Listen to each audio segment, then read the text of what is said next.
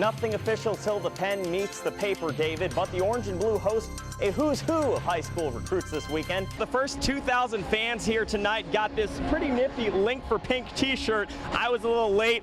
This was the only thing left over. Obviously, viewers don't want to see me in this. By the end of round 3 at the Senior British Open, Mark Calcavecchia was probably thinking to himself, what do I have to do to be alone atop the leaderboard? From Nick Saban in Alabama, so that's the caliber of talent.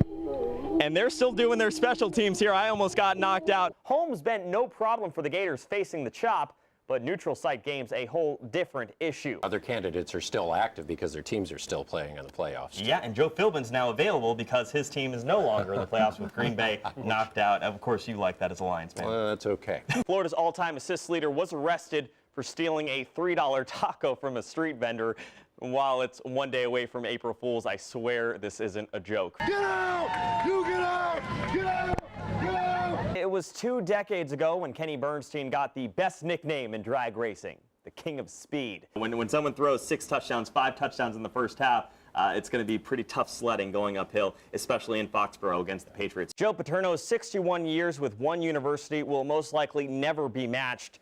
And universities across the country mourn for Penn State's loss of their legendary head coach. Hello, Newman.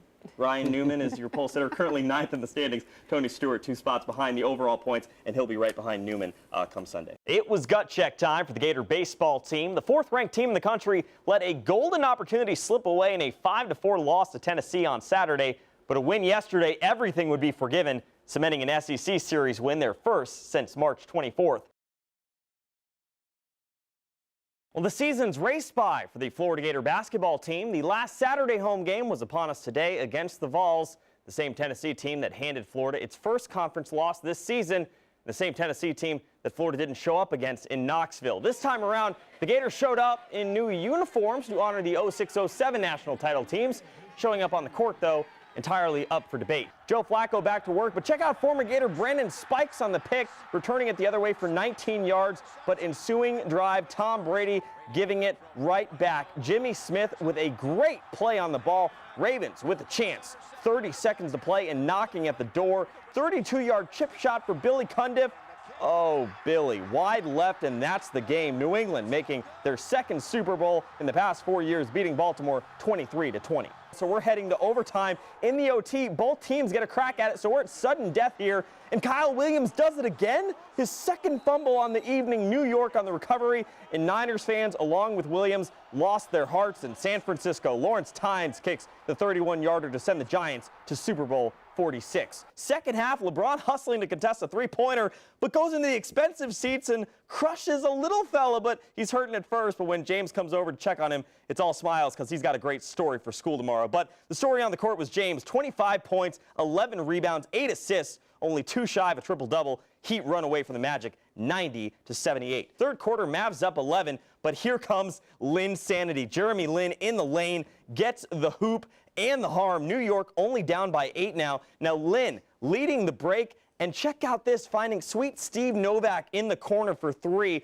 Lin a career-high 14 assists, and Novak feeling it from the other side. He's doing the discount double check afterwards. Aaron Rodgers got to take that away from him. Now, Lin sizing up Dirk Nowitzki, and if you give him this much room, lights out for Lin. 28 points in the afternoon, and it is Lin City in the Big Apple. Another win under the Lin dynasty. New York beating Dallas 104-97. So going into the 12th hole, second shot from par 3, enter Sandman, sinking it from the bunker, but Phil Mickelson not rattled. If anything, lefty raising his game. Long putt trying to save for par, an absolute drainage. And as Tiger sinks under the pressure, lefty rising to the occasion, finishing with a bogey-free 8-under round, and he takes the Pebble Beach Pro-Am with a 17-under. Tiger tied for 15th at 8 under par.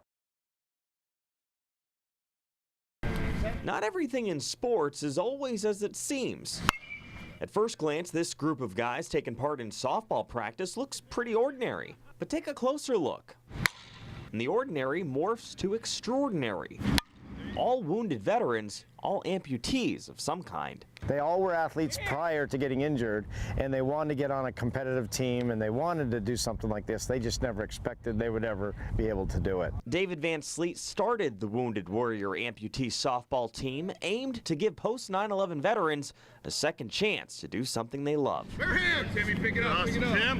It's definitely a once-in-a-lifetime experience. And when David called me at the beginning of November and asked if I wanted to go down to Florida and play softball, there was no way I was going to tell him that I wasn't going to be able to make it. Kyle's one of 18 on the team, with his particular injury caused after shrapnel took his hand in a roadside bombing in Iraq. Each player with a story to tell, but none as remarkable as 22-year-old and double amputee Josh Wegge. I got hurt in 2009 in Afghanistan on a routine vehicle patrol. We rolled over an IED and I lost both my legs as a result. If I told you I knew everything was going to be okay, I'd be lying. I didn't know what my future was going to hold, but I wasn't about to let sports or anything slip away from me. Josh, third base. There you go. You can go one of two ways. You can go the way we have, which is continue living your life and striving to do the things you did before. And there's guys that just lay in their bed and play video games and just feel sorry for themselves. And we definitely hope to touch them and let them know that, you don't have to do that. They've touched everyone who's seen them in action, showing the sacrifice they gave to protect our freedom. Just last month, the Fellowship of Christian Athletes took the field against the Warriors, with former Gators and Olympians alike awestruck from this band of brothers. We can all say that we've had an obstacle in our life to get to where we are now, or in our sports career, but what they've gone through is just, it's really, really inspiring. The can-do attitude continues by limiting their opponents to able bodies only. If they can instill confidence in others who watch them play, consider it mission accomplished. I think that's what this team is about, is that, look at us. We're not going to stop, and we're not any different than you. If anything, we might play better. A little boy went to watch the Wounded Warriors play. He never wore shorts before because of his own prosthetic leg, but after seeing them in action, he proudly doesn't wear pants anymore to hide it. That's the kind of self-confidence this team is bringing out in people. Tomorrow, we'll introduce you to a remarkable local veteran who's teaching the same principles through his sport. David and Paige. Thanks, Angelo. Great report.